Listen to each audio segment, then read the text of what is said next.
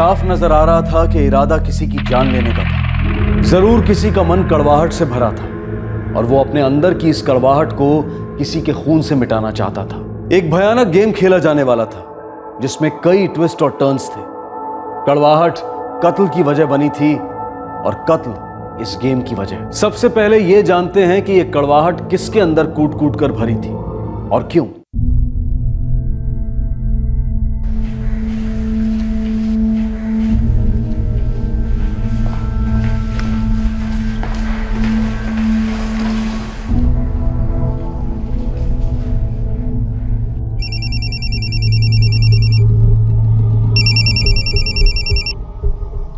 हाँ अजय बोलो। कुछ सोचा रजनी? क्या करना है? कब तक यूं ही हाथ पे हाथ रखे बैठे रहेंगे? लेकिन हम कर भी क्या सकते हैं? अब और उसकी बात नहीं मान सकते। फ्रॉड किया उसने रजनी हमारे साथ, अब उसके आगे और नहीं झुक सकते। बहुत गंदा गेम खेला उसने हमारे साथ। वो हमें घुमाता रहा और हम शतरंज के प्यादों की तरह घूमते रहे। उसने अपना गेम खेल लिया, अब हमारी बारी है। तुम ठीक कह रहे हो अजय। अच्छा ऐसा करो, शाम को घर पे आ जाओ, शंकर भी होगा, मिलकर सोचते हैं क्या करना है। ठीक है।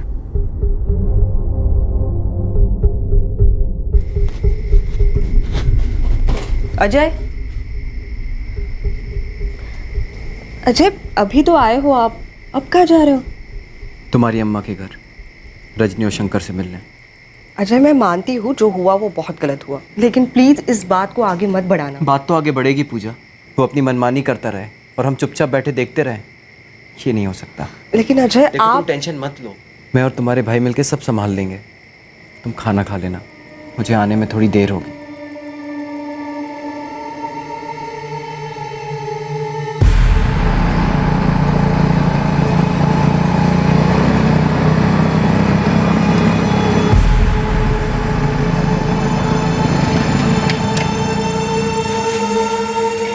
रमेश अन्ना को जरूर पहले से पता होगा मुथुरमन के इरादों के बारे में। जानबूझकर फंसाया उसने हमें। आज फिर से मेरी रमेश अन्ना से बात हुई थी, उन्होंने तो हाथ खड़े कर दिए आपने। मुझे तो लगता है कि मुथुरमन को उन्होंने ही खड़ा किया, पूरा प्लान किया होगा हमें धोखा देने के लिए। वणक्कम अम्मा। कैसे हो अजय? बस ठीक हूँ अम्मा। अम्मा आप चिंता मत करो, हम रमेश अन्ना को छोड़ेंगे नहीं। बेटा, मुझे सिर्फ तुम लोगों की चिंता है। मैं तो कहती हूँ भूल जाओ जो हुआ। शायद ये धोखा अपनी किस्मत में लिखा था। अम्मा हमें नुकसान पहुंचाकर वो चैन से रहें, ये हम होने नहीं देंगे। बेटा, मैं नहीं चाहती कि गुस्से में तुम लोग कुछ ऐसा कर बैठो जिससे तुम लोगों का नुकसान हो।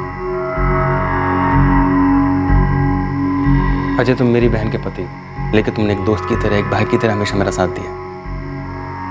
देखो मुझे नहीं पता है क्या होगा, बस इतना पता है कि राह बहुत मुश्किल होगी। इसलिए अगर तुम्हें लगता है कि हम तुम्हें इसमें घसीट रहे हैं तो प्लीज। क्या कह रहे हो रजनी? मैं तुम्हारे साथ इसलिए नहीं हूं कि पूजा तुम्हारी बहन है। तुम और शंकर भी मेरे भाई जैसे हो।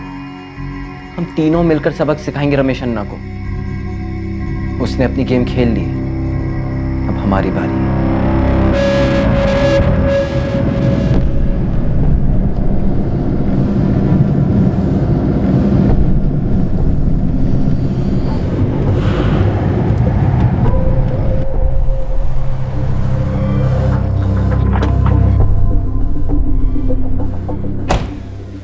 वणक्कम मिस्टर मूर्ति, सॉरी थोड़ा लेट हो गया। कोई बात नहीं है रमेश। हाँ वैसे ज़मीन तो पसंद आया ना आपको? ज़मीन तो पसंद है, लेकिन सोच रहा था।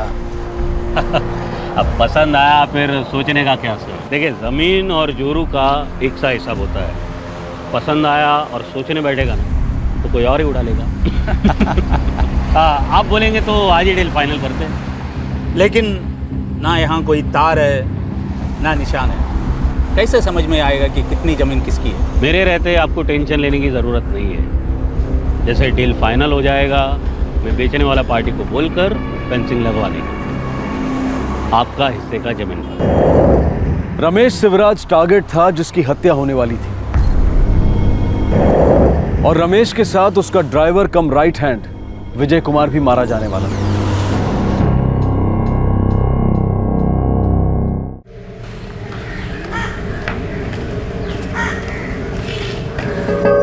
अब कल सुबह 8 बजे तक पहुंच जाएंगे ना?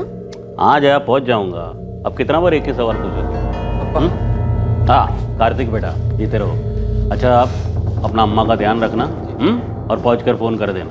और आप कल सुबह 8 बजे तक पहुंच जाइएगा, देर मत कीजिएगा। नहीं करूँगा, लेकिन अब तुम भी देर मत करो वरना तुम्हारा बस निकल जाएगा। और विजय तुम्हें बस स्टैंड पर छोड़कर आएगा, उसके बाद फिर मुझे भी मीटिंग में जाना। ठीक है, चलो चलो।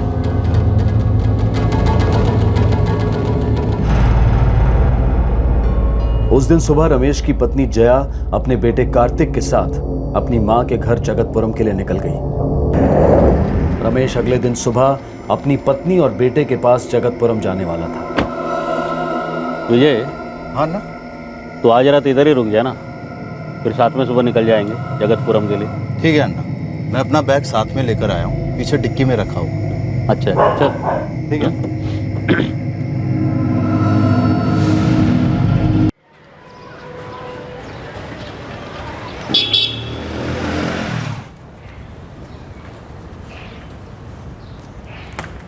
कार्तिक, कार्तिक उठो, 7 बज गए, उठो जल्दी। बस आधा घंटा अम्मा, आधा घंटा। कार्तिक तुम भी ना। நீங்கள் தொடர்பு கொள்ள நினைக்கும் எண் தற்போது ஸ்விட்ச் ஆஃப் ஆக உள்ளது।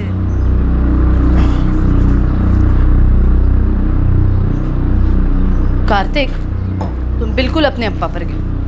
टाइम का कोई वैल्यू ही नहीं है। उनको भी 8 बजे का बोला था, 9 बज गए, अब तक नहीं आए। शायद लेट निकले होंगे अम्मा, आ जाएंगे। कैसे पता चलेगा?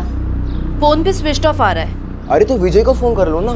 किया था, उसका भी फोन स्विच ऑफ आ रहा है। तब तो शायद रास्ते में ही होंगे, मोबाइल सिग्नल नहीं पकड़ रहा होगा अम्मा, आ जाएंगे। और आपको तो पता है अप्पा को लेट एंट्री मारने की आदत है। जया, रमेश कब तक आएगा? लंच का टाइम हो गया। आ जाएंगे अम्मा, रास्ते में ही होंगे, शायद देर से निकले होंगे। ये तो उसकी पुरानी आदत है, देर से आने की। शाम तक तो आ ही जाएगा।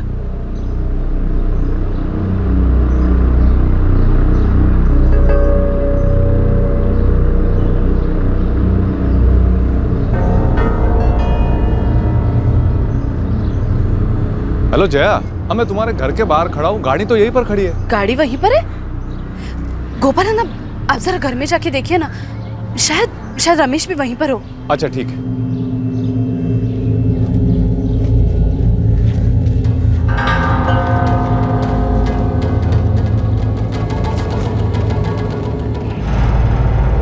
हेलो जया, दरवाजा तो खुला हुआ है। दरवाजा खुला है? गोपाल है ना, आप जरा अंदर जाके देखिए ना। हाँ देखता हूँ, तुम डरो मत।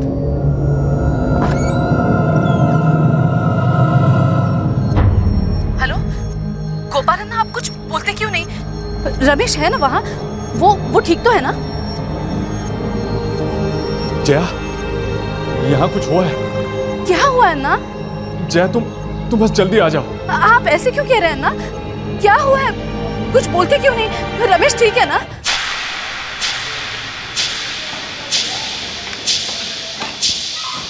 सर, बेनापुरम में एक मर्डर हो गया। बेनापुरम में मर्डर हो गया? कहाँ पर, किसका? सर रमेश शिवराज का। रमेश? यस सर, इसलिए मैंने सोचा कि आपको फौरन बता दूं।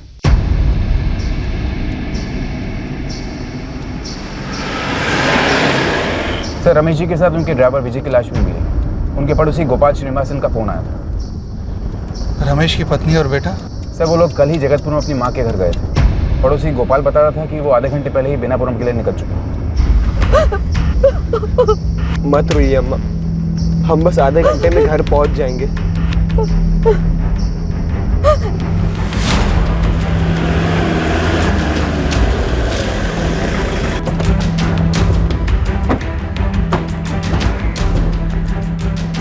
गोपाल श्रीनिवासन? मैं हूँ सर।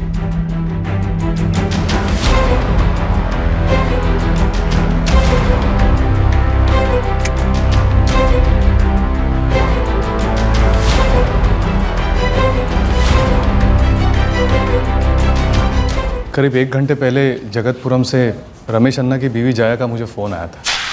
वो कह रही थी कि सवेरे से इनका फ़ोन नहीं लग रहा था और उनका ड्राइवर विजय का भी फ़ोन नहीं लग रहा था। तो उसने मुझसे कहा कि ज़रा घर पे जाके देख कर आओ। और मैं यहाँ आ गया। मैं आया तो दरवाज़ा खुला हुआ था। अंदर आके देखा तो रमेश अन्ना की लाश यहाँ पर पड़ी हुई थी, तो मैंने आपको फ़ोन किया और गांव वालों को भी बुला लिया। फिर मैंने अंदर जाके देखा तो वहाँ विजय की लाश पड़ी हुई थी। सर, एक लाश इधर भी है।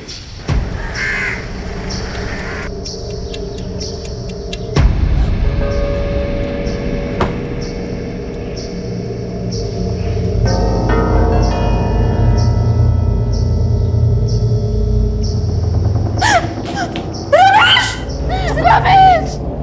रमेश! रमेश! जय, कार्तिक बेटा, हिम्मत रखो। सुरेश अन्ना, ये सब कैसे हुआ? किसने मारा इन्हें? जिसने भी मारा है वो पकड़ा जाएगा। मैं हूं ना। रमेश! बेटा माँ को संभालो। रमेश!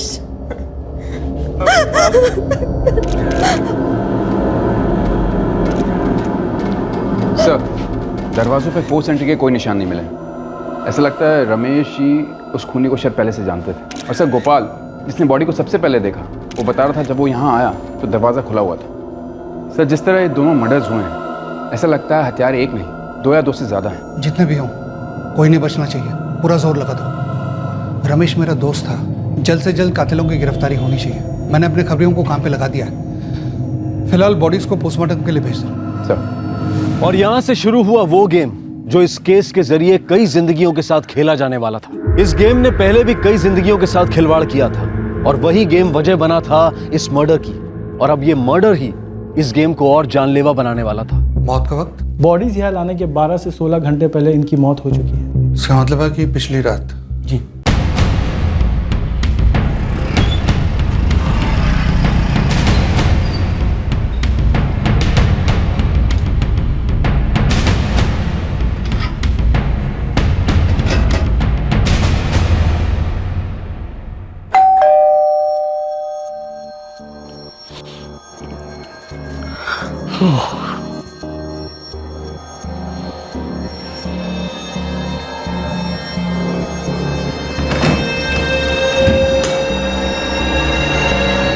घर में कोई फोर्स्ड एंट्री के निशान तो नहीं मिले। रमेश की लाश लिविंग रूम में पड़ी थी। इसका मतलब है कि दरवाज़ा इसी ने खोला होगा। लेकिन इतनी रात गए किसी के लिए दरवाज़ा खोलने का मतलब, उस शख्स को जानता था, बहुत अच्छी तरह से जानता था।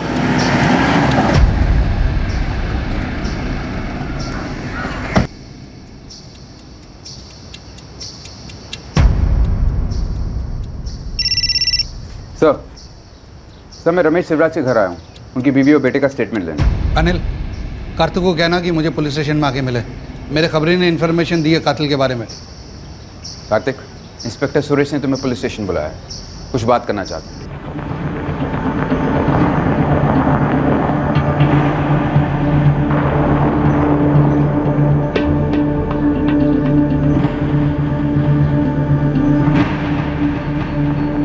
अम्मा, काम पे जा रहा हूँ मैं।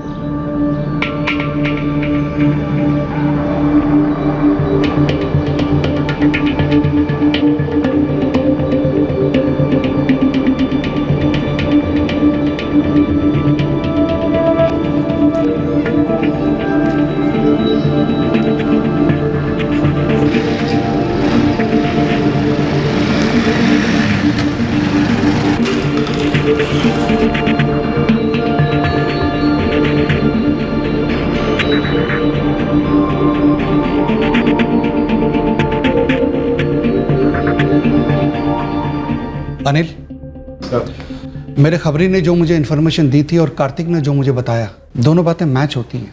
कुछ महीने पहले रमेश ने सीता अम्मा की एक प्रॉपर्टी की डील कराई थी जो सक्सेसफुल नहीं हुई। जमीन के झगड़े में खून बहना कोई नई बात तो है नहीं। शायद ये डबल मर्डर केस भी उसी जमीन के झगड़े से जुड़ा हुआ है। तुम बता रहे थे ना कि हमलावर 2 थे? जी सर। मुझे लगता है 3 होंगे। सीता माँ के बेटे शंकर और रजनी और उनका दामाद अजय। चलो तीनों को उठाते हैं।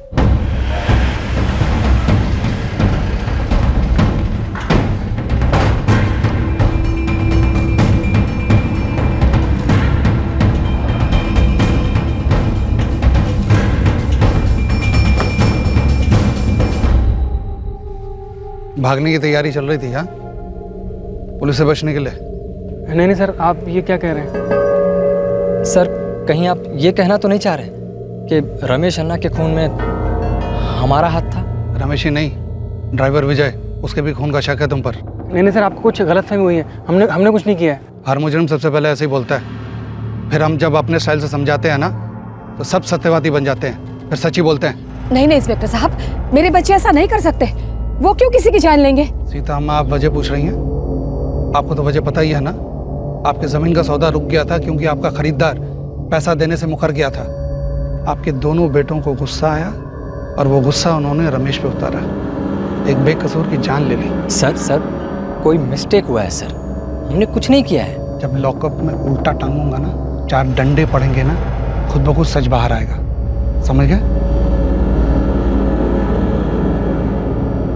ये झूठ है सर। ना मेरा ना मेरी पत्नी के भाई और रजनी और शंकर का इसमें हाथ है। किसी का भी रमेश की मौत से कोई लेना देना नहीं है। हम मुजरिम को पकड़ने से पहले ये जान लेते हैं कि उसका कितना लेना देना है इस केस में। इसलिए बेहतर यही होगा तुम बिना बहस के हमारे साथ चलो, वरना ऑफिस के पूरे स्टाफ के सामने तुझे घसीटता हुआ ले जाऊंगा।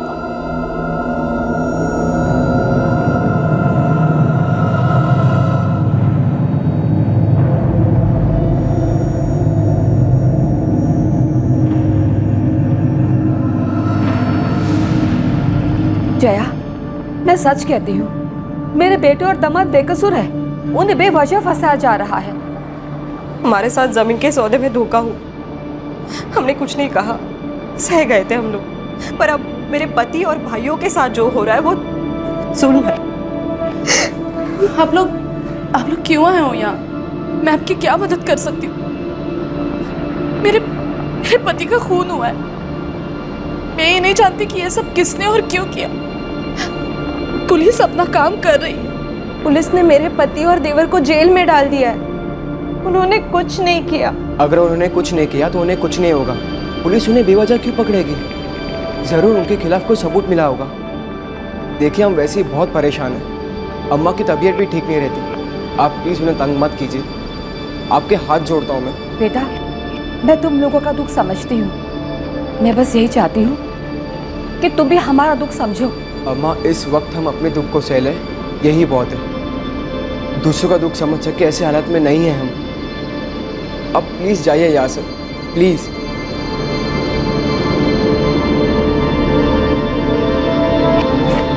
देखिए, रोने धोने से कुछ नहीं होने वाला। हमें ठोस इन्फॉर्मेशन मिली है कि आपके बेटे और दामाद का इन दोनों हत्याओं में हाथ है और हम इन्वेस्टिगेशन कर रहे हैं। लेकिन सर, देखिए, आपको जो बहस करनी है या दलील देनी है आप कोर्ट में जाकर कीजिए। यहाँ वक्त बर्बाद करके आपको कुछ हासिल नहीं होना। अब फैसला कोर्ट करेगी।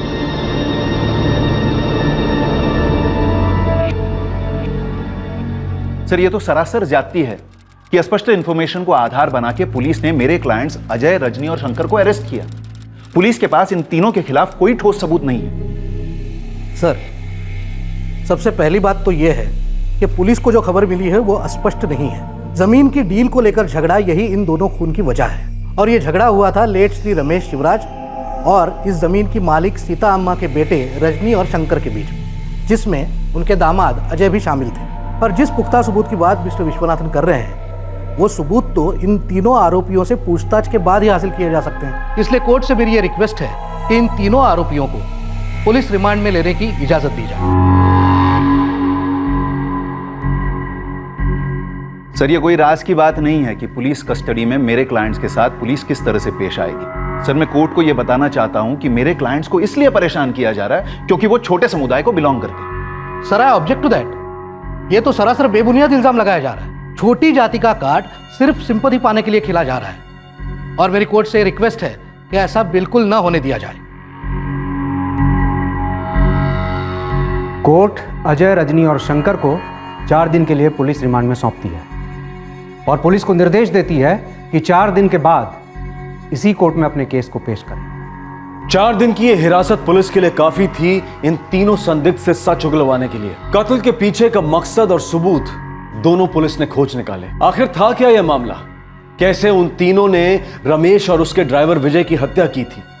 सब बातों का तालमेल पुलिस ने बिठा लिया था।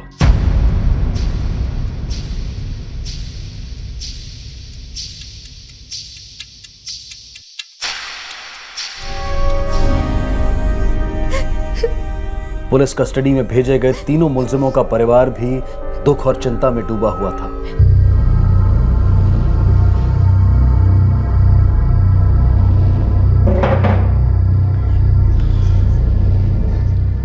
तो तुम लोग कन्फेस करने के लिए तैयार हो ना? या और समझाऊं? ये तो सिर्फ प्रैक्टिस थी, एक्चुअल एक्शन तो अब शुरू होगा, जिसके आगे तुम लोग टिक नहीं पाओगे। मेरी बात समझ में आ रही है? या नमूना दिखाऊं? और तीनों ने अपना बयान दिया कि ये एक जमीन के सौदे का मामला था जिसमें कुछ अड़चन आ गई और सौदा पूरा नहीं हो पाया।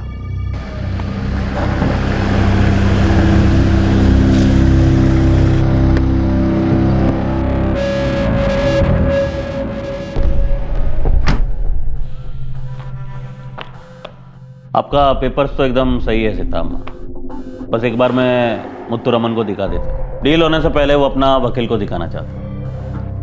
Thank you. रमेश अन्ना, पर मुत्तू रमन अभी भी हमारे दिए गए रेट पर राजी नहीं हुआ है। जानता हूँ मैं अम्मा। अब आप 45 लाख बोल रहे हैं और वो 40 पे रुका है, थोड़ा है प्रॉब्लम। अगर आप लोग बोलो तो मैं 42 में डन कर, नहीं मैं बोलेगा तो वो मना नहीं करेगा। क्या बोल रहे हैं आप सीताम्मा? रमेश अन्ना, हाईवे के पास की ज़मीन है, साल भर में तो दाम बढ़ना ही है। कम से कम 44 लाख तो मिलने ही चाहिए हमें। ठीक है, तुम बोल रहा है तो मैं बात करेगा उससे, पर देखो मुझे उसका लिमिट मालूम है। मैं ज़्यादा से ज़्यादा उसको 42.5 लाख तक ला सकता हूँ। अगर आप लोग 44 लाख पकड़ के बैठेगा फिर तो ये सौदा होने से रहा, मैं भी कुछ नहीं कर सकता। मेरे ख्याल से 42.5 लाख इस जमीन के लिए करेक्ट प्राइस है।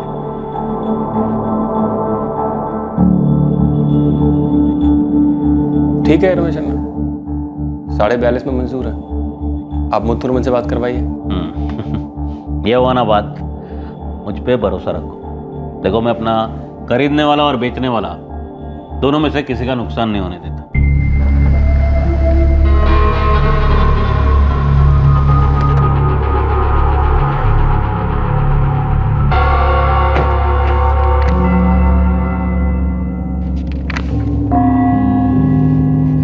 यहाँ अम्मा, अब यहाँ अंगूठा लगा दीजिए।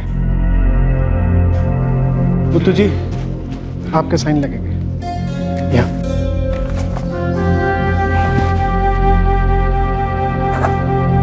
आप दोनों के विटनेस साइन भी लगेंगे।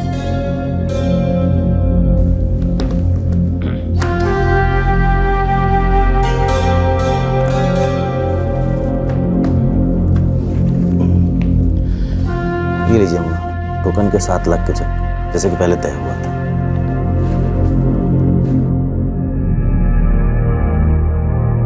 सब ठीक है ना? जी। बाकी के 35.5 लाख का चेक 1 महीने बाद मिल जाएगा, जैसे कि पेपर्स में लिखा हुआ है। ठीक है? भाई मेरी तरफ से आप दोनों पार्टीज को कांग्रेचुलेशन। हाँ, अब जरा मिठाई मिठाई मंगाइए, अच्छा वाला। अरे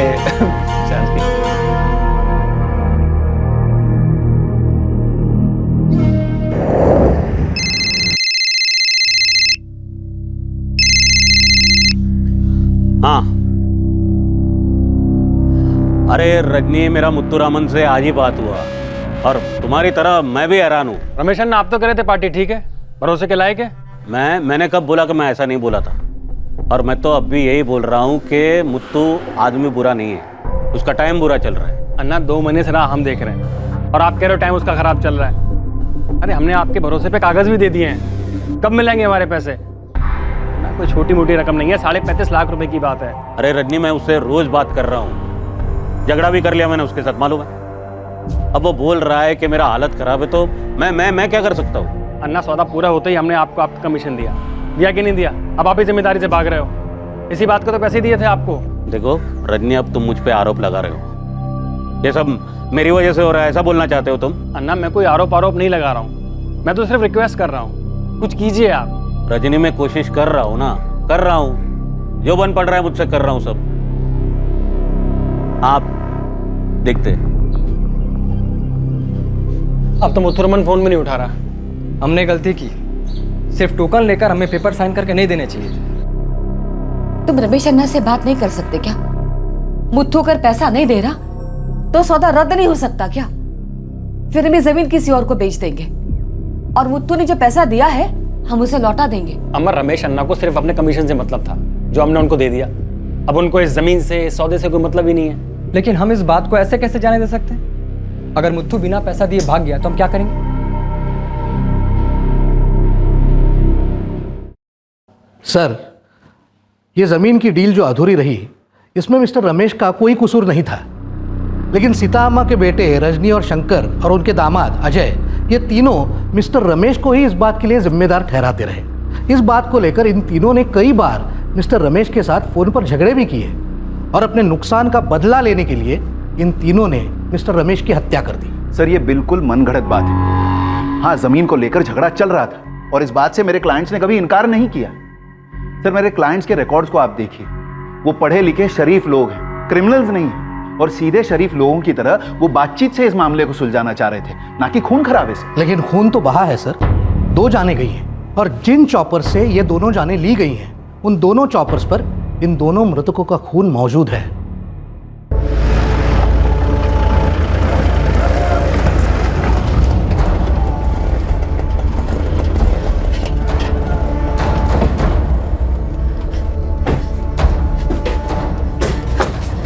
शंकर, ध्यान रखना यहाँ कोई हंगामा ना करे। ये क्या हो रहा है? कहाँ ले जा रहे हैं मेरे बेटे को?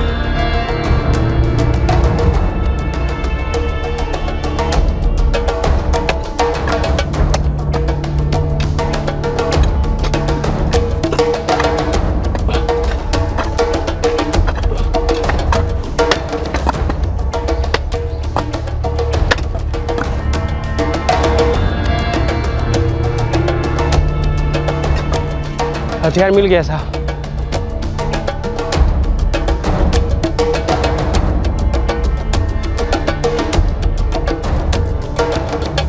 सर, मैं फिर से यही बात कहूंगा कि ये सो कॉल्ड मर्डर वेपन्स जो है वो पुलिस ने ही प्लांट किए थे मेरे क्लाइंट्स को फंसाने के लिए। उन्हें 3rd डिग्री देकर उनसे स्टेटमेंट्स लिए गए। सर, मेरे क्लाइंट्स को यह सब इसलिए सहना पड़ रहा है क्योंकि वो छोटी जाति से। सर, शुरुआत से ही यह इन्वेस्टिगेशन निष्पक्ष नहीं रहा है।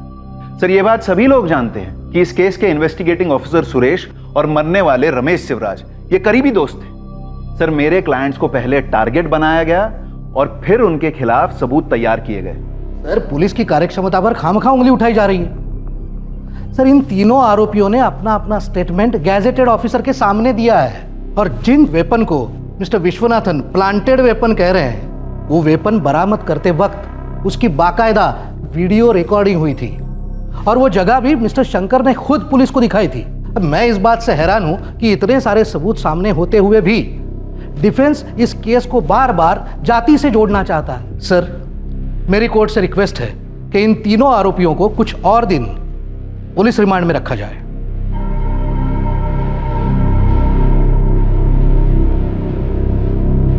पुलिस ने अपनी तहकीकात लगभग पूरी कर ली है। कोर्ट को जरूरत महसूस नहीं होती कि मुलजिमों को फिर से पुलिस रिमांड में भेजा जाए और मुलजिमों को जमानत देने का भी कोई ठोस कारण कोर्ट को नजर नहीं आ रहा है। इसलिए कोर्ट तीनों मुलजिमों को 15 दिन की जुडिशियल कस्टडी में भेजती है।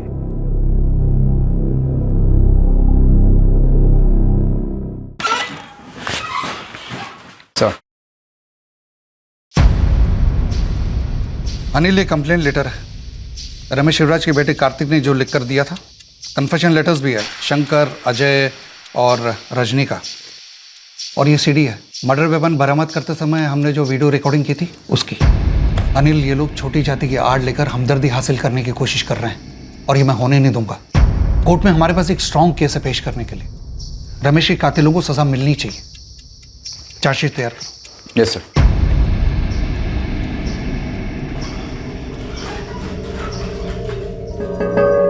चार्जशीट को फाइल होने में वक्त लगा और तब तक अजय, रजनी और शंकर को न्यायिक हिरासत में रहना पड़ा।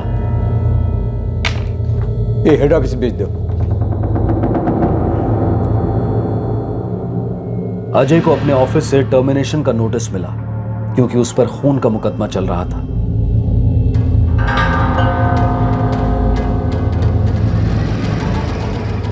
शांति, शांति किसकी चिट्ठी है? इसी केस की वजह से रजनी और उसके भाई शंकर को भी नौकरी से निकाल दिया गया।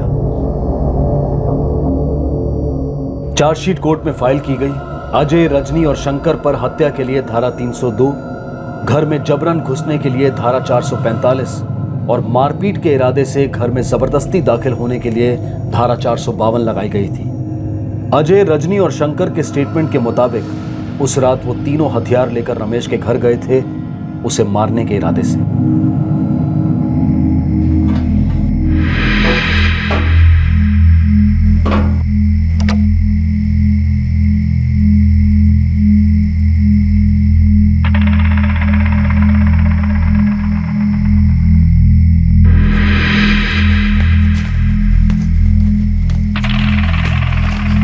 रमेश घर पे ही है, लेकिन उसके साथ उसका ड्राइवर विजय भी है। तू श्योर है ना?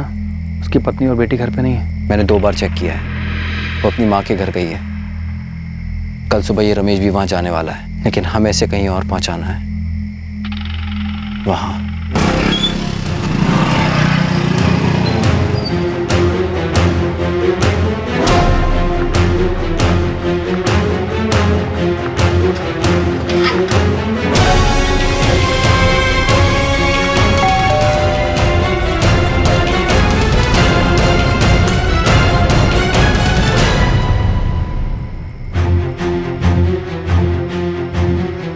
रजनी, तुम इस वक्त, शंकर, अजय, तुम भी, क्या कोई प्रॉब्लम है क्या? रमेश अन्ना, प्रॉब्लम तो है, इसीलिए बात करने आए थे। इस वक्त? हाँ, इस वक्त कुछ चीज़ों का फैसला करना है। अभी क्या? अरे क्या हुआ? क्या, क्यों ऐसा, क्यों गुस्सा घर में? हाँ शंकर, क्या कर रहे तुम? रजनी, क्या कर रहे तुम? दरवाजा क्यों? मेरा बात बोलता है ना, मैं सुनो ना। बट देखो आप लोग, शंकर,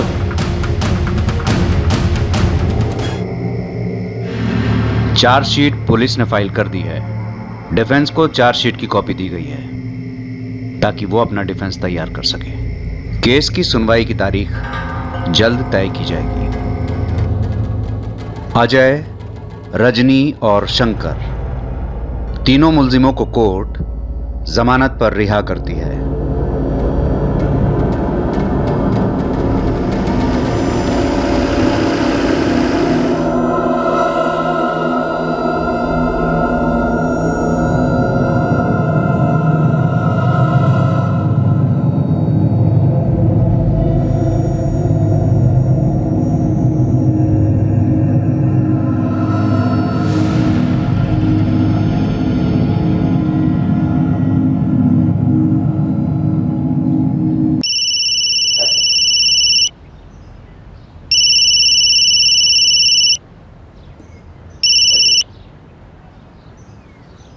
हेलो।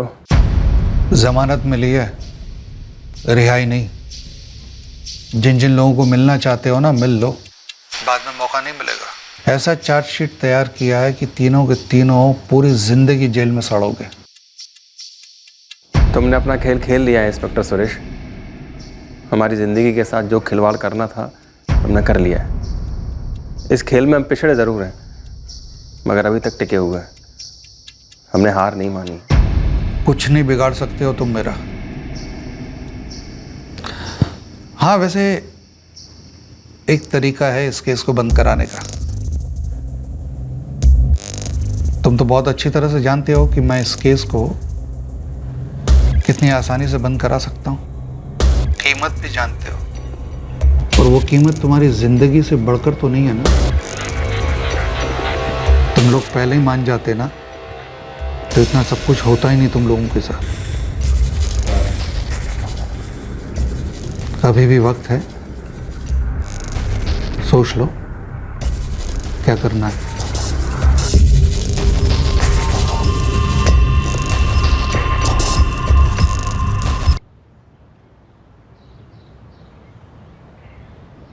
रवि अन्ना, क्या मैं काम पर जा सकती हूँ? घर पर बैठे बैठे घुटन सी होने लगी है।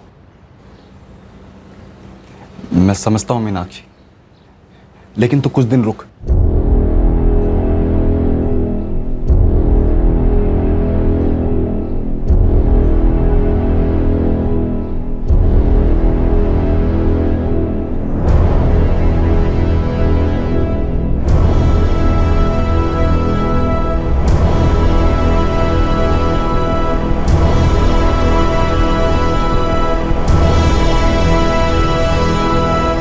कौन खेल रहा था और किसकी ओर से? क्या यह पूरा केस मनगढ़ंत था? किसने खून किया था रमेश शिवराज और उसके ड्राइवर विजय कुमार को? और क्या गेम खेल रहा था इंस्पेक्टर सुरेश?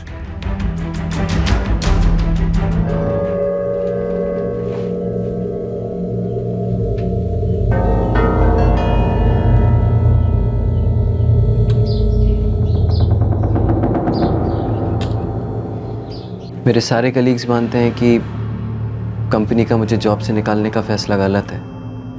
उनका कहना है कि मुझे इसके खिलाफ पिटीशन फाइल करनी चाहिए। अच्छा है अजय, तुम्हें अपनी बात रखने का मौका तो मिल रहा है।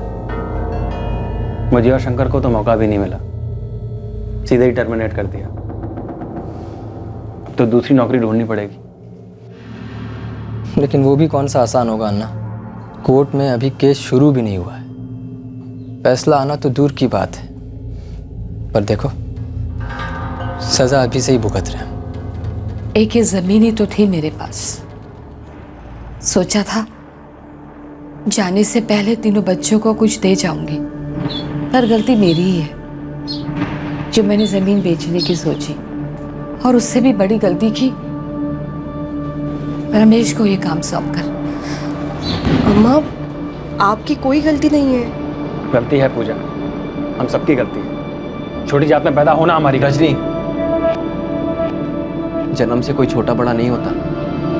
इंसान की सोच उसे छोटा बड़ा बनाती है, और उन लोगों की सोच छोटी है और घटिया भी। अगर हम अपनी किस्मत और अपनी जाति को दोष देकर बैठे रहेंगे तो इंस्पेक्टर सुरेश जैसे लोग हमें ऐसे ही दबाते रहेंगे। रजनी, हमें लड़ना होगा, अपनी बेगुनाही साबित करनी ही होगी। अम्मा, आपको तो भरोसा है ना कि हम लोग बेगुनाह हैं? हाँ बेटा, तुम पर भरोसा है, पर यह बात कोर्ट में कैसे साबित होगी? कौन भरोसा करेगा कि इंस्पेक्टर सुरेश गलत है और तुम लोग सही? यकीन तो दिलाना ही होगा अम्मा। कोर्ट इंस्पेक्टर सुरेश के झूठ को सच मान रही है। हमें कोर्ट को सच बताना होगा, कुछ भी करके। सही कहा अन्ना, अब पीछे नहीं हटेंगे हम। बहुत डर लिया, बहुत सह लिया, अब और नहीं।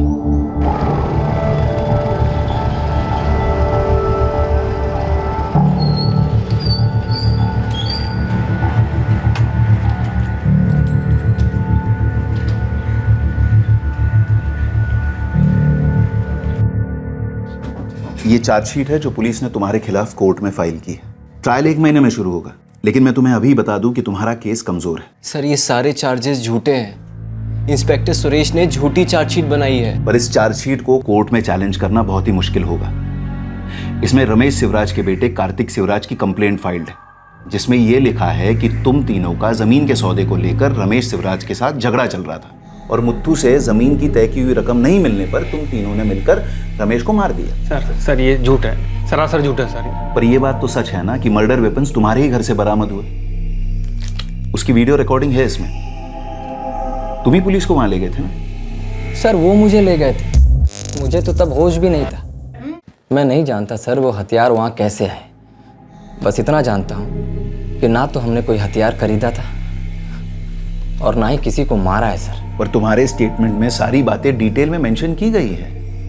कैसे तुम तीनों बाइक पर रमेश के घर पहुंचे? सर ये स्टेटमेंट हमारा नहीं है। हाँ, साइन जरूर हमारे हैं, लेकिन साइन करते वक्त हम होश में नहीं थे। Yes sir. बहुत पीटा गया था सर हमें। ऐसी हालत में थे कि स्टेटमेंट में क्या लिखा है हम पढ़ भी नहीं पा रहे थे।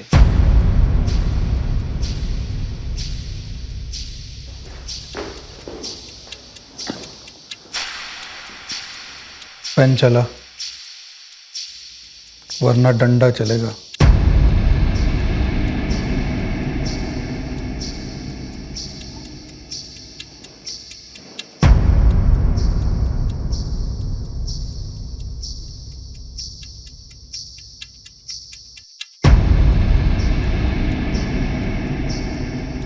जब तुम्हारे स्टेटमेंट्स लिए गए तब बेनापुरम का तहसीलदार सुंदरेसन वहाँ मौजूद था। तुम्हारे स्टेटमेंट्स पर उसके सिग्नेचर्स हैं, स्टैंप और सील भी लगे हुए हैं। देखो, डॉक्टर और वकील से कुछ भी छुपाना नहीं चाहिए। मैं तुम्हारी तभी मदद कर पाऊंगा जब तुम मुझे सब कुछ सच बता दोगे। सच यही है कि जब हमने साइन किए तब वहां पर कोई नहीं था। हाँ सर, इंस्पेक्टर सुरेश ने पूरा झूठा केस बनाया है हमारी ज़मीन हड़पने के लिए। यहाँ से निकलने का एक ही रास्ता है, वो ज़मीन मुझे दे दो और अपनी ज़िंदगी बचा लो। अगर मेरी बात नहीं मानी ना, जिंदगी भर यहीं सड़ोगे। ज़मीन के बदले ज़िंदगी, सौदा बुरा नहीं। सर, वो जमानत पे बाहर आते ही मुझे उसका फ़ोन आया था, कह रहा था कि अगर हमने उसको ज़मीन नहीं दी तो इस केस में हमें सज़ा करवा के रहेगा। सर, इंस्पेक्टर सुरेश भी रमेश अन्ना की तरह ज़मीन का लालची है। और रमेश अन्ना भी हमारी ज़मीन हड़पना चाहते थे। उनके इरादे पहले से ही ठीक नहीं थे सर। फिर वो मुत्थू रमन का खरीदार बनकर आना, 1 महीने बाद पैसा देने का वादा करके मुकर जाना, सब नाटक था सर। वो गेम खेल रहे थे हमारे साथ। कैसा गेम?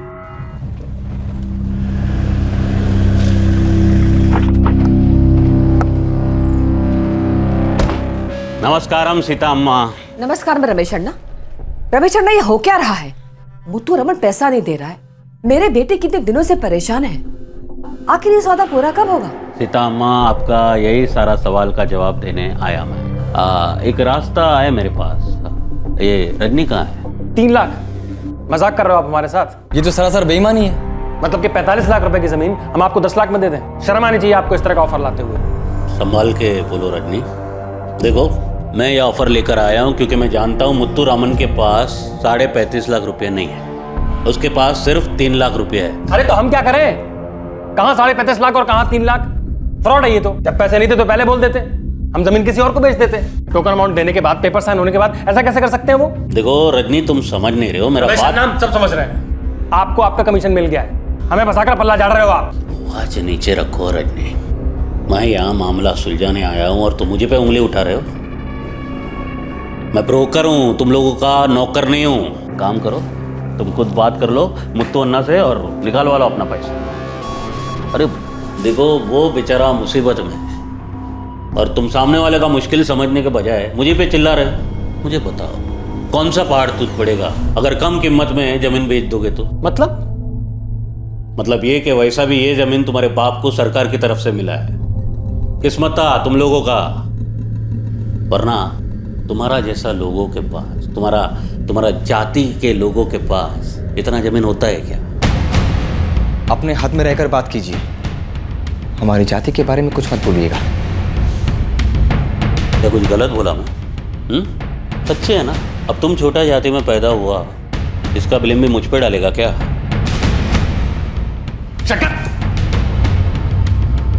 आंखें नीचे रखो, अभी भी बोल रहा हूं। 3 लाख रुपया लो और मामला यहीं खत्म कर दो, वरना सड़ता रहेगा तुम लोग का जमीन। और सौदा टूटने का खबर अगर मार्केट में फैला ना, तो कोई दूसरा पार्टी हाथ नहीं डालेगा। जो मिल रहा है वो भी नहीं मिलेगा। सोचना, मैंने जो कहा है उस पर शांति से।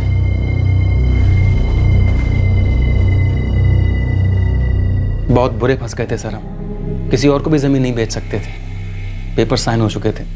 अभी एक डिस्प्यूटेड प्रॉपर्टी थी, कौन हाथ डालता है इसमें? सर, ये था उनका गेम। वो जानते थे हम बुरे फंस चुके हैं, वो बस राह देख रहे थे कि कब हम हिम्मत हार कर उनकी ऑफर मान लें। लेकिन ऐसा नहीं हुआ और तब इस मामले को सुलझाने आया इंस्पेक्टर सुरेश।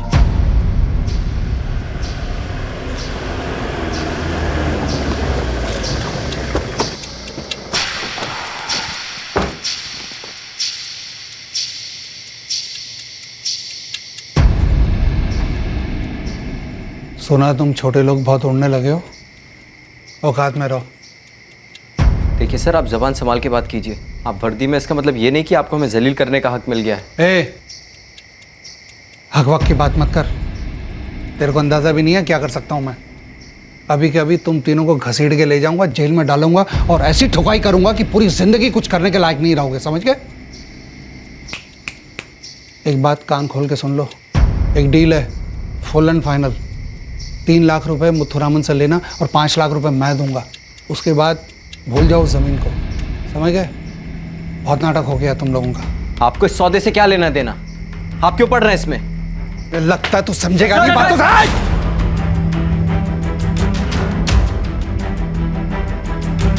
पीछे अगर हाथ भी लगाया ना, हथकड़ी लगा दूंगा।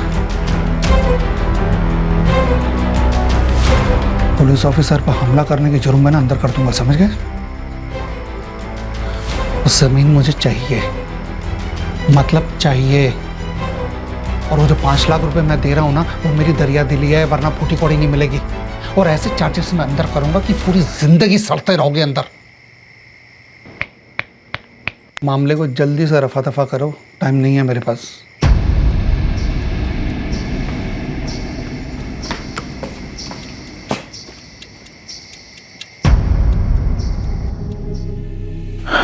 मतलब ये केस जमीन के सौदे के साथ वाकई जुड़ा हुआ है। इंस्पेक्टर सुरेश अपने दोस्त के लिए नहीं बल्कि इस जमीन के लिए ये सब कर रहा है। हाँ सर। तुम लोगों ने मुझे ये सब पहले क्यों नहीं बताया? अब उनका केस बहुत स्ट्रांग हो गया है। सर धमकी दी गई थी हमें कि मेरी और रजनी की पत्नी को भी वो गिरफ्तार कर लेंगे। सोचो, जो कुछ मैंने तुम लोगों के साथ किया, अगर मैं तुम्हारी बीवी पूजा के साथ करता और तुम्हारी बीवी शांति के साथ करता, वैसे मैं बहुत कुछ कर सकता हूँ। सच में बहुत कुछ कर सकता हूँ। सर इसी वजह से हमारे मुंह बंद थे। हम नहीं जानते थे कि वो कोर्ट में झूठे स्टेटमेंट पेश करेगा और इतनी आसानी से झूठ को सच बना देगा। हमने इस गेम में बहुत कुछ खोया है सर, हमारी ज़मीन, हमारा जॉब, हमारी इज्जत। लेकिन अब खोने का डर चला गया है। हमें बस अब लड़ना है इस बेईमान अफसर के खिलाफ। सर इसलिए हम आपके पास आए। सर कोई तो तरीका होगा इस गलत आदमी को सबक सिखाने का, उसे सजा दिलवाने का। एक रास्ता है,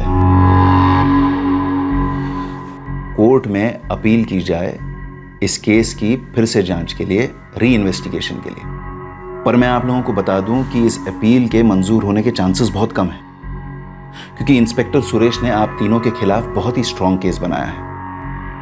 चार्जशीट झूठी है पर है मजबूत, और इस केस की तहकीकात भी इतनी आसान नहीं होगी, क्योंकि हमें ना सिर्फ इंस्पेक्टर सुरेश के झूठे सबूतों का भांडा फोड़ना होगा, बल्कि रमेश और विजय के असली कातिल का भी पता लगाना होगा। और यह भी हो सकता है कि इंस्पेक्टर सुरेश ने ही ये मर्डर्स किए हो। जो हुआ उससे बिल्कुल विपरीत चित्र दूसरे वर्जन में उभर कर आया। ऐसा लग रहा था कि अजय, रजनी और शंकर, इन तीनों आरोपियों को फंसाने की पूरी प्लानिंग की गई थी। इंस्पेक्टर सुरेश का वर्जन चार्जशीट में फाइल कर कोर्ट में सबमिट किया जा चुका था, और इन तीनों आरोपियों का वर्जन इनके वकील के पास था जो इनका मुकदमा लड़ रहा था। इनमें से कौन सा वर्जन सही था? और सबसे बड़ा सवाल यह था कि रमेश शिवराज और विजय कुमार का कातिल कौन था?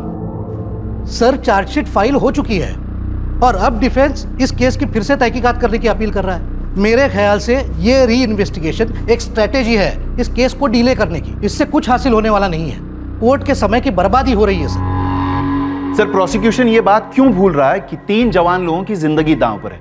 मुझे समझ में नहीं आता कि इन्हें री इन्वेस्टिगेशन से क्या आपत्ति है। सर मैंने चार्जशीट पढ़ी और मुझे लगता है कि ये पूरा का पूरा केस मनगढ़ंत है। मनगढ़ंत कहानी तो डिफेंस कर रहा है सर कि इंस्पेक्टर सुरेश को छोटी जाति के लोगों से नफरत है और वो आरोपियों की जमीन छीनना चाहते हैं। एक ईमानदार और एफिशिएंट पुलिस ऑफिसर को बेवजह बदनाम किया जा रहा है सर। सर चार्जशीट अपनी जगह पर है, मैं उस पर बहस नहीं करना चाहता, लेकिन सर सही मायनों में ये केस छोटे वर्ग के लोगों पर हो रहे जुर्म और अमानवीय बर्ताव से जुड़ा हुआ है। I object to that sir. फिर एक बार जाति के नाम पर कोर्ट की सिंपैथी हासिल करने की कोशिश की जा रही है। ये एक क्रिमिनल केस है सर। आरोपियों की जाति बिरादरी का इससे कोई लेना देना नहीं है। बिल्कुल लेना देना है सर। कन्फेशन स्टेटमेंट्स पर मेरे क्लाइंट से जबरदस्ती साइन करवाए गए, सारे सबूत मनगढ़ंत है। पुलिस के पास कोई ठोस सबूत नहीं है जिससे मेरे क्लाइंट्स को मुजरिम ठहराया जा सके, सिवाय उस हथियार के जो मेरे क्लाइंट के घर से बरामद किए गए थे। But sir I strongly suspect कि वो हथियार वहां प्लांट किए गए थे, वो असली मर्डर वेपन है ही नहीं। सर कोर्ट ये जानती है कि इंस्पेक्टर सुरेश और मर्डर विक्टिम रमेश शिवराज ये बहुत ही अच्छे दोस्त थे, इसलिए पूरे चांसेस है कि मेरे क्लाइंट के साथ तहकीकात के समय पक्षपात हुआ हो। मेरी कोर्ट से सिर्फ यही रिक्वेस्ट है कि इंस्पेक्टर सुरेश के अलावा कोई और ऑफिसर इस केस को री इन्वेस्टिगेट करे। सर मेरे क्लाइंट्स की जमीन इन मर्डर्स की मुख्य वजह मानी गई है। इंस्पेक्टर सुरेश की भी इस जमीन में दिलचस्पी थी, इस बात को मैं साबित कर सकता हूं। इंस्पेक्टर सुरेश इस केस के शुरू होने से पहले मेरे क्लाइंट रजनी के घर गए थे कई बार, वो भी as a police officer. Sir, ये वो फोन रिकॉर्ड्स हैं जो बताते हैं कि इस केस के शुरू होने से पहले भी इंस्पेक्टर सुरेश बालचंद्रन की मेरे क्लाइंट्स अजय, रजनी और शंकर के साथ फोन पर बातचीत हुई थी। अब किस बारे में बातचीत हुई होगी ये मुझे बताने की कोई जरूरत नहीं।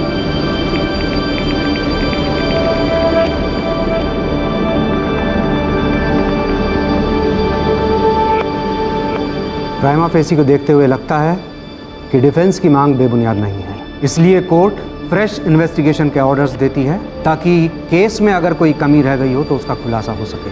कोर्ट बेनापुरम जिले के पुलिस विभाग को निर्देश देती है कि इस केस को इन्वेस्टिगेट करने के लिए नए पुलिस ऑफिसर को नियुक्त किया जाए और आज से 90 दिन के अंदर नई चार्जशीट कोर्ट में फाइल की जाए।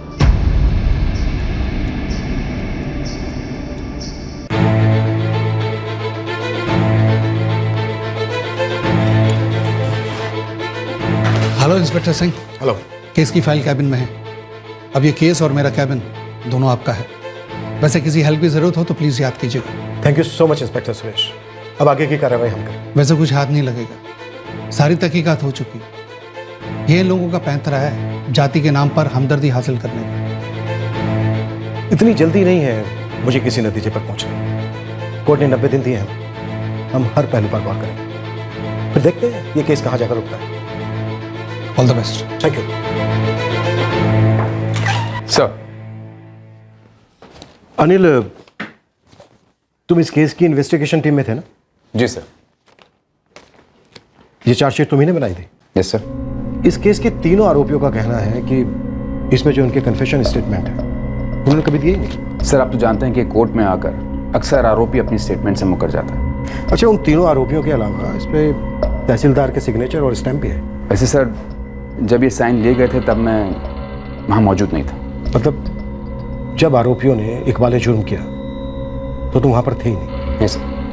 लेकिन सर, ये सिग्नेचर उन्हीं के हैं, आप चेक कर सकते हैं। अनिल, जब तुम वहाँ पर थे ही नहीं तो ये बात इतने श्योर होकर कैसे कह सकते? देखो, तुम भी मैं भी, हम दोनों अच्छी तरह से जानते हैं कि दबाव देकर भी स्टेटमेंट साइन करवाए जा सकते हैं। इसीलिए तहसीलदार को विटनेस बनाकर उसके सामने ये स्टेटमेंट लिए गए कि कल को अगर कोर्ट में आरोपी मुकर जाता है तो ये बात प्रूफ की जा सके। सर, ऑनेस्टली मैं वहाँ नहीं था जब तहसीलदार के सामने ये स्टेटमेंट्स लिए गए थे। अच्छा, जब आरोपी के घर से वेपन बरामद किए गए, क्या उस वक्त तुम वहां पर मौजूद थे? जी सर, मैं वहीं पर था। अनिल, एक सीधा सवाल पूछ रहा हूं, सीधा जवाब देना। क्या वेपन प्लान किए गए थे? सर, वीडियो रिकॉर्डिंग की गई है, आप चेक कर सकते हैं। जब वेपन प्लान किए गए होंगे उस वक्त की तो वीडियो रिकॉर्डिंग नहीं की गई होगी ना अनिल। मैं ये जानना चाहता हूं कि एक दिन पहले या एक रात पहले हथियार प्लान किए गए थे? सर, पूछताछ के दौरान सुरेश सर को शंकर ने बताया था कि उसने अपने घर के पीछे मर्डर वेपन्स छिपाए। मतलब तुम वहां पर थे? जी नहीं सर, सुरेश सर ने ही उसे इंटरोगेट किया था। तो फिर तुमने इस केस में क्या किया? सर, मैं उनकी हेल्प कर रहा था। कैसी हेल्प? इस केस को इन्वेस्टिगेट करने में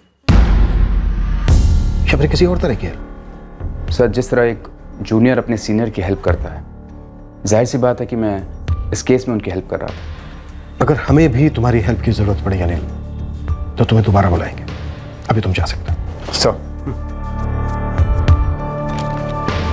राकेश, अनिल थॉमस का कहना है कि जब स्टेटमेंट्स लिए गए ये उस वक्त वहां पर मौजूद नहीं था। चलो उससे जाकर बात करते हैं जो उस वक्त वहां पर मौजूद था।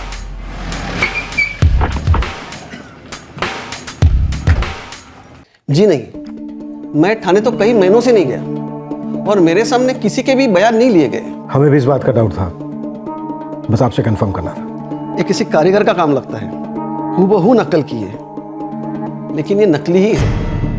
ये जो सील और स्टैंप है वो? आप तो जानते हैं आज के जमाने में डुप्लीकेट बनाना कोई बड़ी बात नहीं है। सुदर्शन जी, हमें भी आपका स्टेटमेंट लगेगा। जी बिल्कुल, लेकिन असली। री इन्वेस्टिगेशन का पहला कदम क्या पड़ा? चार्जशीट के झूठे दावों की पोल खुल गई। अब आगे और क्या क्या झूठ बाहर आने वाले थे?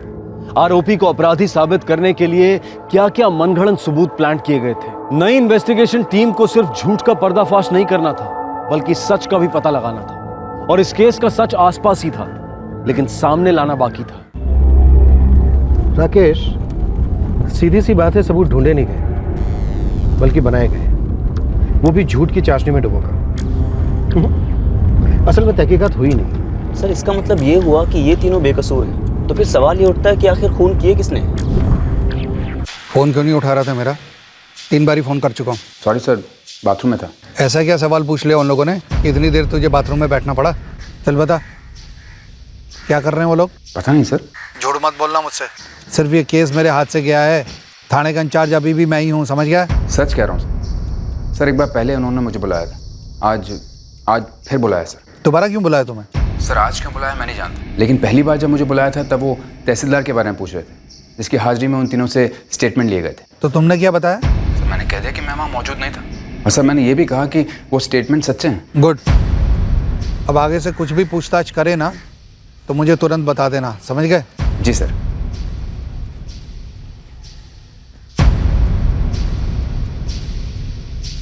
सर, इन्फॉर्मेशन मिली थी खबरी से। कौन था खबरी? नाम क्या था खबरी का? सर, मैं नहीं जानता। सुरेश सर का कोई अपना खबरी था, ऐसा उन्होंने मुझसे कहा। अनिल, मेरे खबरी ने जो मुझे इन्फॉर्मेशन दी थी और कार्तिक ने जो मुझे बताया, दोनों बातें मैच हो रही हैं। अनिल, तुम कह रहे थे ना कि हमलावर 2 होंगे? जी सर। मुझे लगता है 3 होंगे। अनिल, तुम्हें इस खबरी की भी कोई खबर नहीं थी? जी नहीं सर। अजय, रजनी और शंकर के खिलाफ कंप्लेन रमेश शिवराज के बेटे कार्तिक ने ही लिख कर दी थी? जी सर, आप खुद देख सकते हैं। वो तो मैं देख ही रहा हूँ, और काफी कुछ नजर भी आ रहा है जो पहले नजर नहीं आ रहा था। और मैं दावे के साथ कह सकता हूँ अनिल कि जब ये कंप्लेन कार्तिक ने लिख कर दी होगी, उस वक्त भी तुम वहां पर मौजूद नहीं होगे। एम आई राइट अनिल?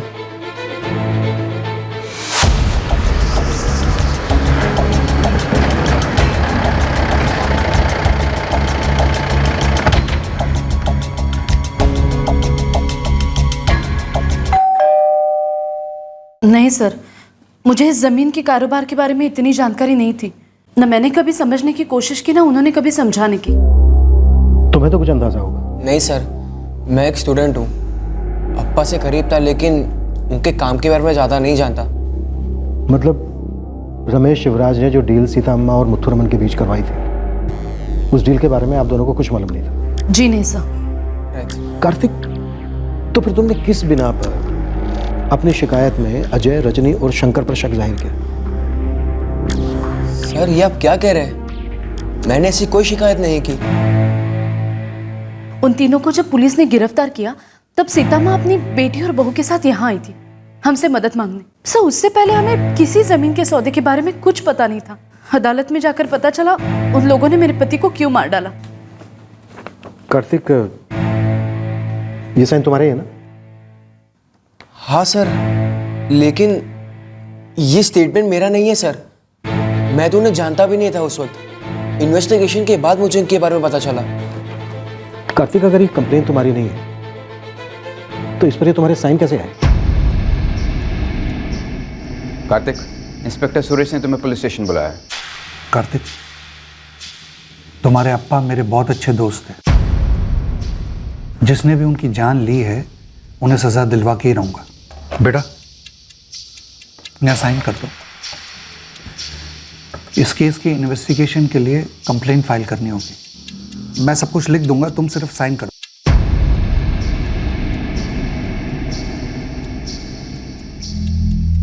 हाँ सर, मैंने एक ब्लैंक पेपर पर साइन की थी सुरेश अंकल के कहने पर।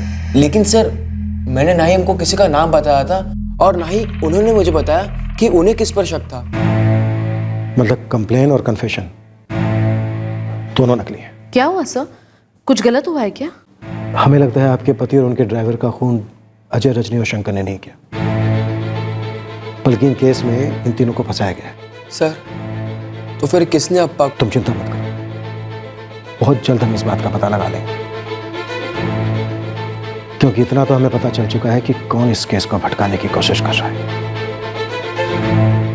सर, ये केस तो जैसा सोचा था उसका बिल्कुल उल्टा निकला। तहकीकात करने वाले ने खुद ही क्राइम पे पर्दा डाला, और यही नहीं, अपना उल्लू सीधा करने के लिए बेगुनाहों को फंसा दिया।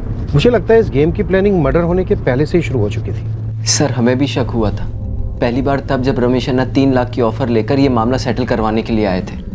सर पेपर साइन करते वक्त हमको 7 लाख रुपए मिले और वो चाहते थे कि हम 3 लाख और लेके ज़मीन उनको दे दें, यानी कि 42.5 लाख की ज़मीन हम सिर्फ 10 लाख में उनको दे दें, लेकिन हमने इस बात से इनकार कर दिया।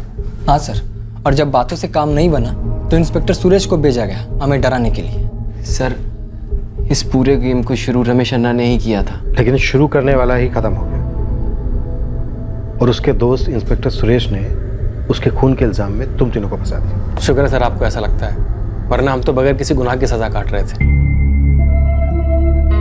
कड़ियां जुड़ तो नहीं है, बस एक कड़ी मिसिंग है कि रमेश और विजय को किसने मारा और क्यों।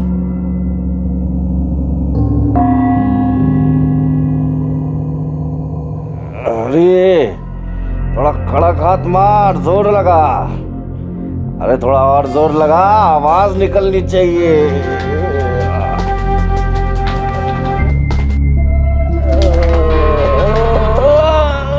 अरे मार ही डालेगा क्या?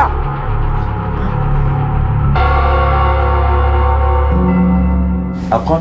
डर मत, एक डील लेकर आया हूं तेरे पास, सच की डील।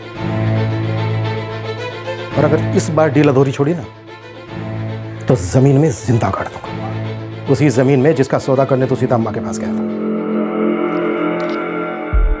साहब अभी सुरेश साहब ऑफ ड्यूटी है, इसलिए आपको बोल रहा हूँ। बोल बोल बिंदास बोल। किस बात का इंफॉर्मेशन नेटवर्क? सब काम तो सुरेश साहब खुद ही करते थे। ये रमेश, शिवराज और इंस्पेक्टर सुरेश के बीच क्या सांठगांठ थी? सब रमेश शिवराज जो कुछ करने को कहता वो करना ही पड़ता था, उसे सुरेश साहब का पूरा सपोर्ट था। अब पुलिस वालों से कौन पंगा लेगा? इंस्पेक्टर सुरेश की सपोर्ट का क्या फायदा उठाता था रमेश? सब फायदा क्या उठाता था, वो तो गांव की किसी भी लड़की को उठा लेता था। एक नंबर का था, उसे लगता था कि पूरा गांव उसके बाप की, मेरा मतलब है उसके दोस्त की जागीर हो। हाँ बोलते रहे। साहब सुरेश साहब और रमेश दोनों की सोच एक जैसी थी, घटिया। दोनों छोटी जाति वालों से नफरत किया करते थे, कोई भी गांव में उनके खिलाफ आवाज नहीं उठाता था। दोनों की सेटिंग थी ना साहब। कैसी सेटिंग? ये मेरे को नहीं पता, लेकिन कुछ महीने पहले रमेश अन्ना ने मेरे को बोला कि सीता अम्मा का जमीन खरीदने का है। मैं तो सुन के डर गया था साहब। तू क्यों डरता है मुत्तू?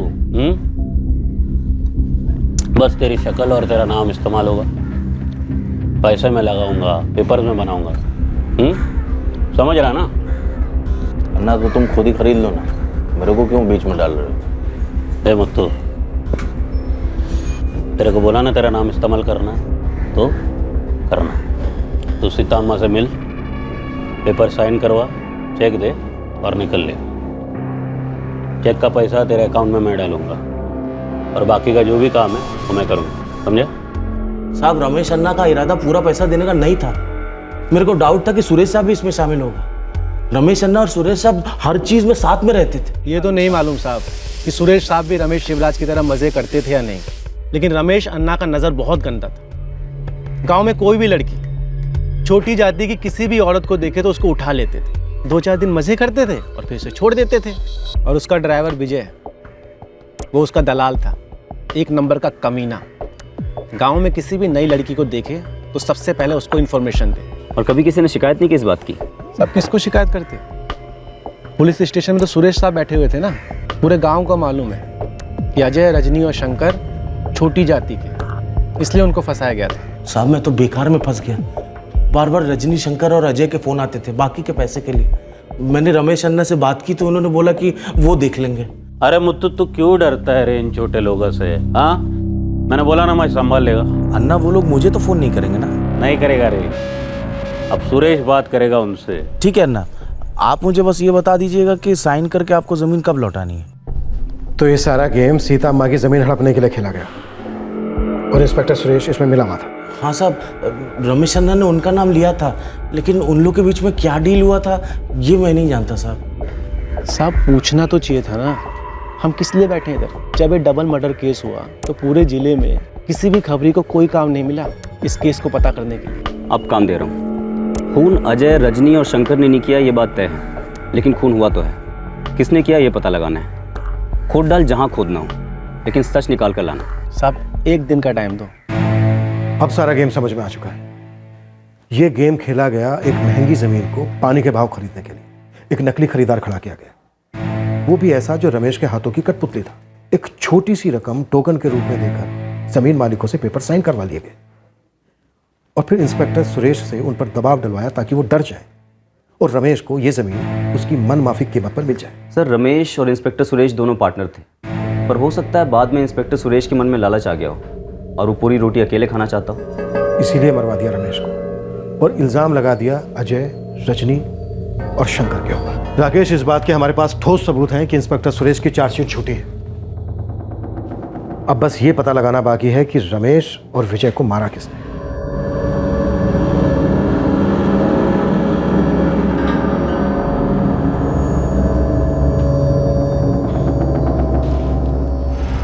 सब ठीक हो जाएगा। बस ये जॉब मिल जाए। जरूर मिल जाएगी, आप बिल्कुल चिंता मत करना। तुम दोनों को काम मिल जाएगा बेटा, सब अच्छा होगा।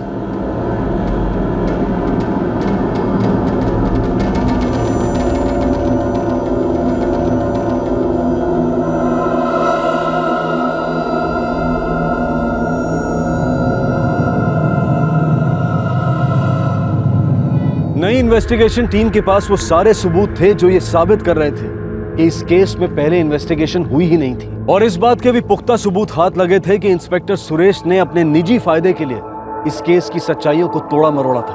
पर क्या वो इस खून में भी शामिल था? इस डबल मर्डर केस का खुलासा होना अभी बाकी था और तभी एक चौंका देने वाली खबर आई। साहब, बोला था ना एक दिन, तो एक दिन में फोन मारा साहब। हाँ हाँ मुर्गन, तूने तो पहाड़ तोड़ दिया।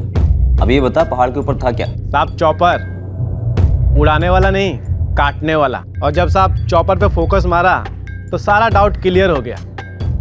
अब ये पूछो साहब कि चॉपर कहाँ से गायब है? कहाँ से गायब है मुर्गन? कसाई की दुकान से चॉपर गायब है साहब। वो बाद में बोला मुझे। कौन है कसाई? जाने दो ना साहब, उसका इस मर्डर से कोई लेना देना नहीं है। मुर्गन, झटके में बता, हलाल मत कर। साहब, दो छोकरे उधर काम करते हैं, थोड़े हिले हुए हैं, कुछ तो गड़बड़ करके बैठे हैं। साहब, मेरा पूरा डाउट है कि उनका कुछ ना कुछ तो कनेक्शन है इस केस से।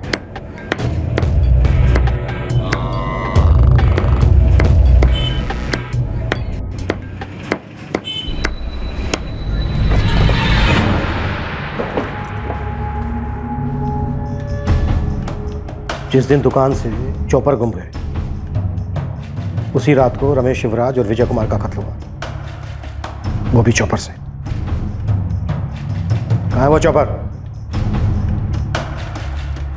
तुम दोनों की शक्ल देखकर मुझे तुम दोनों पर तरस आ रहा। बेहतर होगा कि तुम दोनों भी खुद पर तरस खाओ और जो भी सच है ना, वो बोल दो।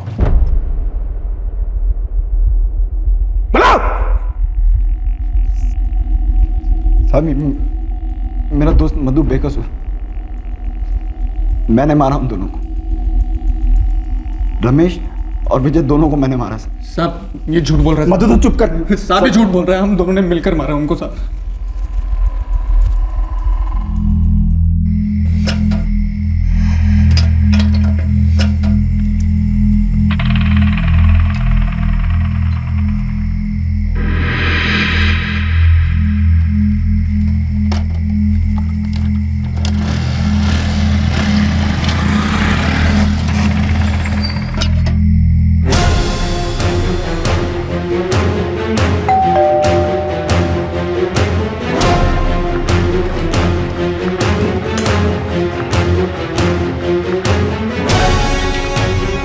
तुम लोग, और क्या इधर क्या कर रहे हो इतना रात को?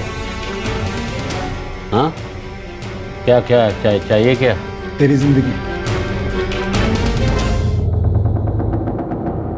तो ये दोनों खून तुम दोनों ने किए, और क्यों? किसके कहने पर?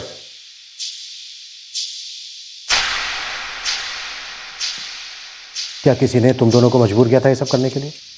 हाँ साहब, मजबूरी में किया हम लोगों ने,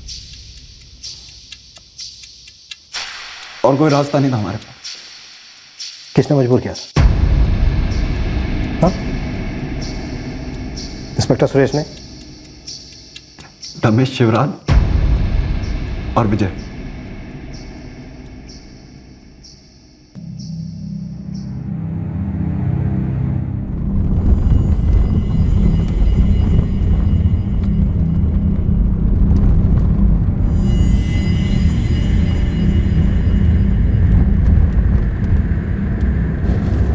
इसका नाम मीनाक्षी है सर। अच्छी है और उम्र में कच्ची। बंदोबस्त करूं क्या? जल्दी कर, सब्र नहीं होता।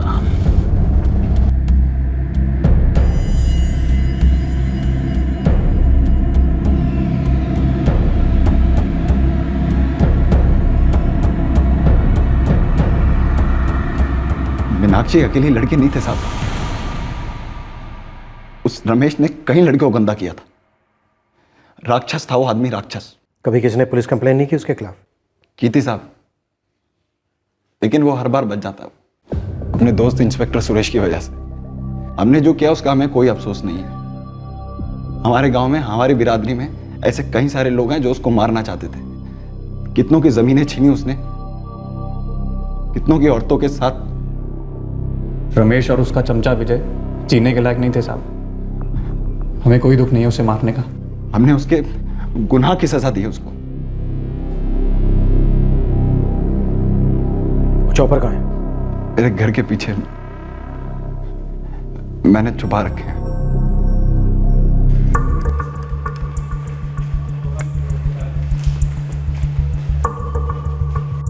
सिंह साहब, आपकी और मेरी इन्वेस्टिगेशन में बहुत ज्यादा फर्क नहीं होगा।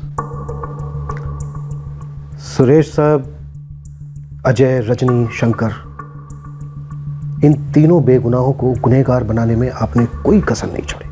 कानून को पूरी तरह ताक पर रखकर मनगढ़ंत केस बनाया इनके खिलाफ, ताकि ब्लैकमेल करके इनकी जमीन हड़प सको। इनकी कौन सी जमीन थी? इनके बाप दादा हमारे पुरखों के गुलाम थे। ये भी गुलामी के ही लायक हैं। सिर्फ इसलिए कि ये तुम्हारी सो कॉल्ड बड़ी बिरादरी में पैदा नहीं हुए। यही सच्चाई है, यही फर्क है उनमें और हम में। और ये फर्क मैंने नहीं पैदा किया, सदियों से बना हुआ, सदियों से। कौन सी सदी में जी रहे हो? उनमें और तुम में फर्क है, और वो फर्क मैं तुम्हें बताता हूं। फर्क ये है कि वो लोग पूरी ईमानदारी के साथ अपना काम करते हैं, और तुमने अपनी वर्दी के साथ बेईमानी की। वो लोग दूसरों की बहू बेटियों की इज्जत करते हैं, और तुमने अपनी वर्दी की आड़ में अपने रेपिस्ट दोस्त के गुनाहों को छुपाया। सही कहा तुमने सुरेश, उनमें और तुम में फर्क है, बहुत बड़ा फर्क है। और वो फर्क ये है कि वो हर लिहाज से तुमसे बड़े हैं, और तुम हर लिहाज से उनसे छोटे, बहुत छोटे। दूसरी इन्वेस्टिगेशन टीम ने अपनी रिपोर्ट कोर्ट में पेश कर दी।